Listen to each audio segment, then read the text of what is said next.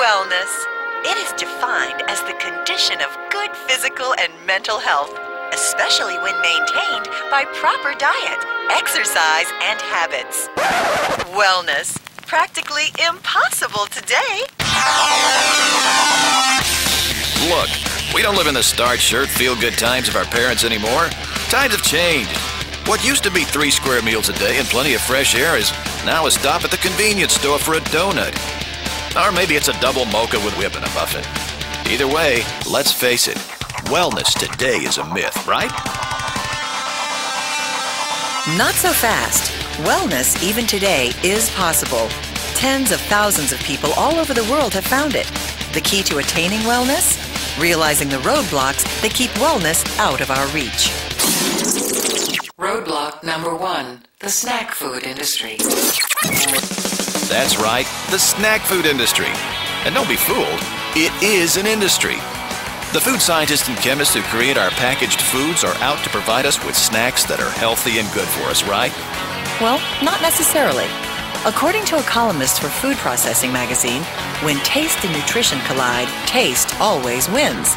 So if nutrition isn't their main concern, what is? Can you say profits? The snack food industry alone racked up $50 billion in sales last year. Remember the old commercial, you can't eat just one? Guess what? They were right.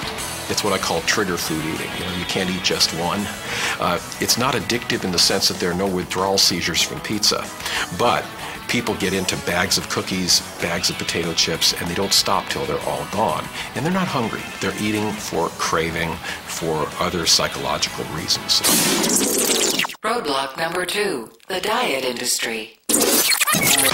Low fat. No fat. High protein. Cabbage soup. So. Vegan. A-fat. South Beach diet. The Fat Flush Plan. To live. No grain diet. Sugar Buster. Protein Power. 3-day diet. Sunday all-you-can-eat diet. You could search over 10 million diet hits on Google. You could read all 29,091 books on Amazon.com. And you would come to the same conclusion. Confusion. And who wins? The publishers, the manufacturers, and the marketers. Why? Because they will tell you anything to sell you everything. Well, the main reason that diets fail is that they may promise something which doesn't really happen. It's usually a magic formula or secret that you can do some little trick like eliminate all sugars, eliminate all fats, and keep eating the way you always have been. So you can have your cake and eat it too. Roadblock number 3, the restaurant industry. I know this hurts, but it's true. Think about it. When was the last time you noticed your plate? It's not a plate, it's a platter. Portion sizes have been expanding.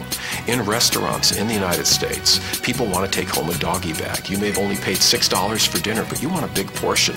If you got a small portion, you wouldn't be satisfied. You'd go to another restaurant. So this constant competition for quantities of food at low cost, and the cheapest way to make food is to add more hidden fat and sugar, is really driving this obesity epidemic. Roadblock number 4, the fashion industry. Beauty, glamour, romantic date hair, tight abs, and a firm butt. It's what we all want, right?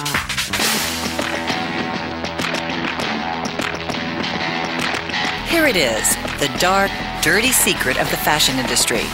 Less than 10% of the population genetically fits a professional model's height and weight zone. Yet women and men get sold this image every day as the goal. This is normal. This is attainable. This is a lie. Percentage of women who feel depressed after looking at pictures of models? 70.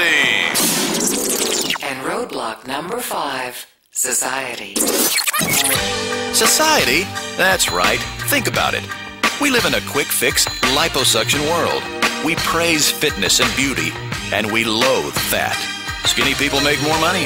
Fat people are ostracized. Thin is in, fat is out. Problem is, society doesn't give us any answers, only statistics. Statistics that are out of control. 1 out of 2 Americans is overweight. 1 out of 3 is obese. 1 out of 5 children in a pediatrician's office is obese. Countries that traditionally had a healthy diet like Japan, the incidence of obesity has increased from 5% to 20%. In poor countries around the world, as soon as you introduce the possibility of American foods, the richer classes become obese and the poorer classes are still malnourished. So this is a worldwide problem.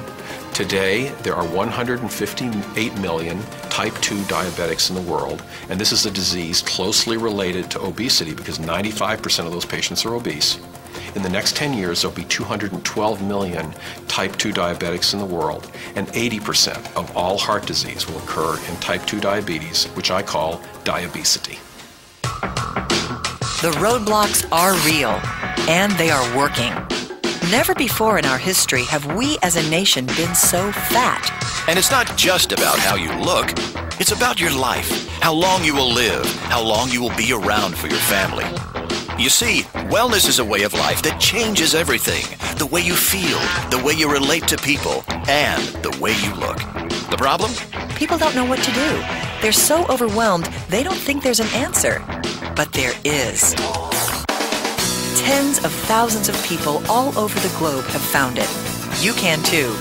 We call it the Wellness Solution, and it's waiting for you at Herbalife International.